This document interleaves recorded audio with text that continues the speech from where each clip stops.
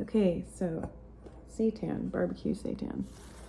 This is Vital Wheat gluten. I get it on Amazon for 14 bucks or so. It lasts many batches. Nutritional yeast. It's available everywhere. It's cheap.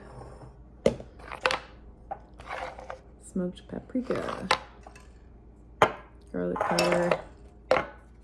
Onion powder. That's the dry ingredients. Gonna mix those first. So 1 cup of Vital Wheat gluten.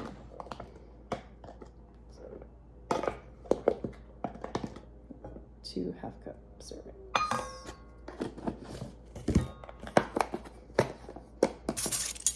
2 tablespoons of nutritional yeast.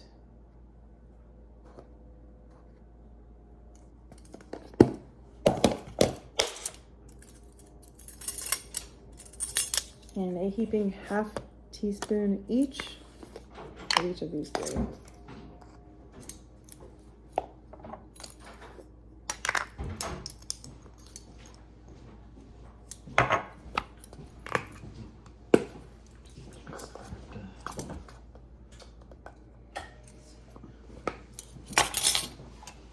And then I mix these together and start to prep for the wet ingredients.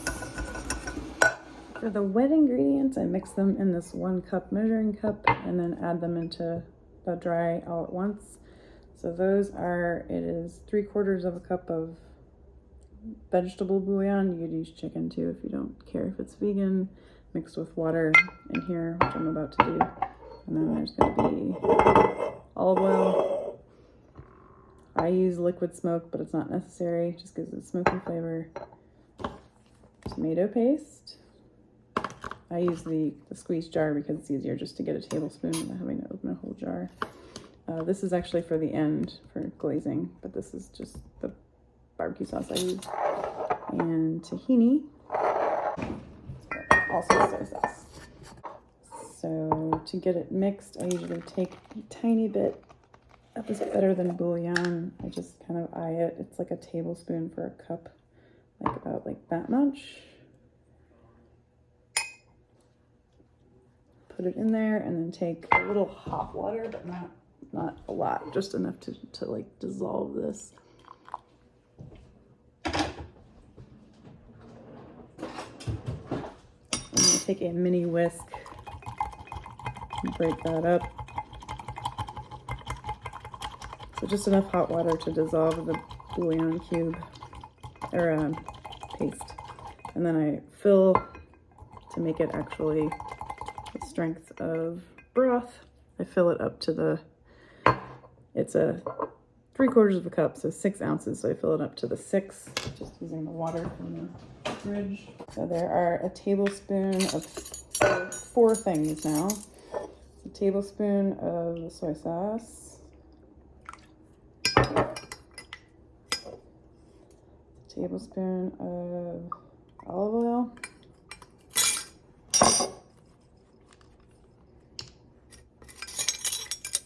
Tablespoon of the tomato paste.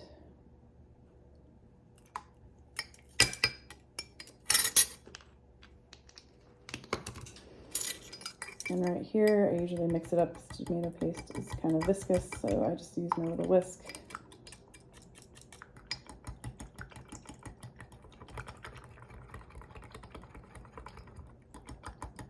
That's all broken up. And then I take the liquid smoke and I don't measure, I just kind of go like 3 kind of like squirts in there. And then I use a tablespoon of this tahini. I think the tahini is optional. The original recipe I did not use tahini, but this gives it some, I just think it tastes better. Notably, once I add this, you will see that it does not fully mix. The oil from the tahini doesn't like to mix with the water, but it looks kind of chunky and gross, but doesn't matter. Because once we knead this, it won't matter. So just get it as good as you can.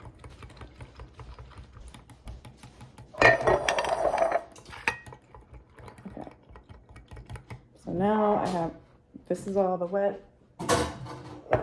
This is all the dry. and I'm not going to mix it until I'm completely ready, because once this goes in, it goes very fast and you have to have like a surface ready to knead. So I'm going to move this over to the cutting board in a second and knead it, but I have already preheated the oven to 350. So as soon as I mix this, I'm going to knead it, put it on the thing, and put it in. Okay, so now I'm ready to mix these two, but first I already have my little mini pan with parchment paper on it, and I just squirted a little spray olive oil on it so it doesn't stick. So this is just ready inside.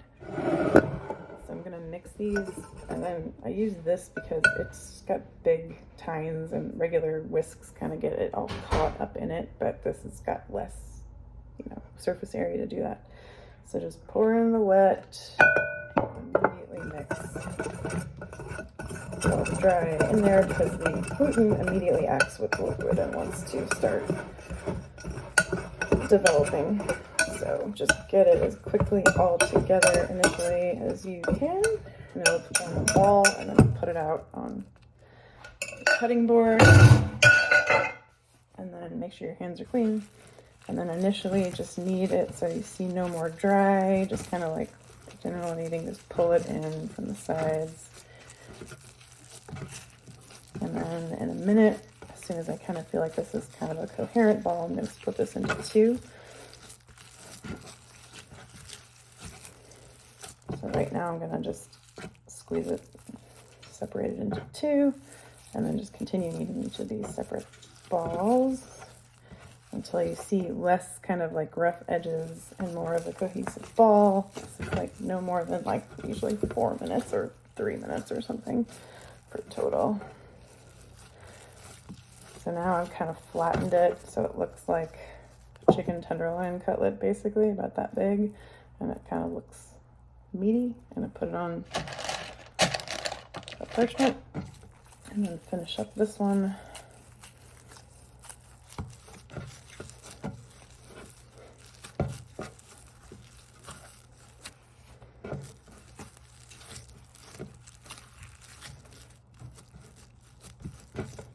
Here's the second one. So I've got them on there, ready to cook, and I'm gonna put them in the oven at 350 for 20 minutes to start. And then I'm gonna flip them and do another 5 minutes on the other side. Okay, so the first 20 minutes is up. Take these out. The top is pretty crusted, but the bottom will not be. So I just take them and flip them over, and you'll see the bottom is still a little moist. So we're just going to do another 5 minutes just to get the top as crispy as the bottom. Okay, so now that timer has gone off for the 5 minutes for the other side. So I'm taking it out. Yes, the top is crispier. So I'm going to flip them back.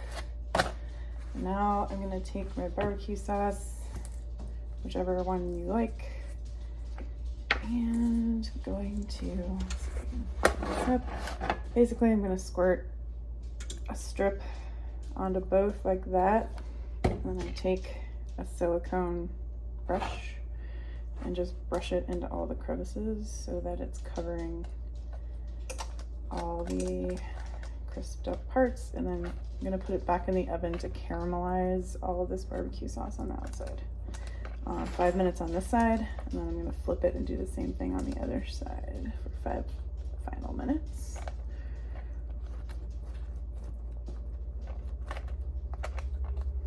So just kind of like really rub it to get in all the crevices so that it looks like that. Put it back in for 5 minutes. Okay, so the timer went off for the next 5 minutes, so that side's pretty well caramelized. Flip them. Do the same thing on the other side. Probably need a little less on the second side because you've got the sides the first time.